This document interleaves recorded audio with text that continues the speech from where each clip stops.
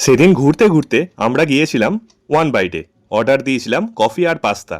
One byte হলো অনেক বড় রেস্টুরেন্ট, সাজিয়ে গুছিয়ে আমাদেরকে খাবার পরিবেশন করলো। মেনলি এখানে আমি ফোকাস করতে চাই অঙ্কিতাকে। এমনিতেই ও শর্ট হাইট, যদিও সেটা নিয়ে ওর বা আমার কারোরই কোনো প্রবলেম নাই, কিন্তু রেস্টুরেন্টে গেলে ও কি করে এক এক করে স্টেপগুলো দেখে নিন। আরাম করে পা তুলে বসে নিজের এরিয়ার এক কাঠা জমি পুরোটা ঘিরে নেয়। এরপর পাস্তার বাটিটা নিজের কাছে টেনে নেয়। সাধারণ মেয়ে নয়লা, এ হলো কেরণমালা। এর ক্ষমতা সাংঘাতিক। দিয়ে খাওয়া শুরু হয়। আশেপাশের লোক যে যা ভেবে নিক, আগে জুত করে খাওয়া। कैसे कैसे लोग रहते हैं यार यहाँ पर। साला तुमको पागल कुत्ते का गाड़ी उठा के ले जाएगा बता रहे हैं हम। অঙ্কিতার কাছে পা ঝুলিয়ে খাবার থেকে পা তুলে আরাম করে বসে খাবার মজাই আলাদা।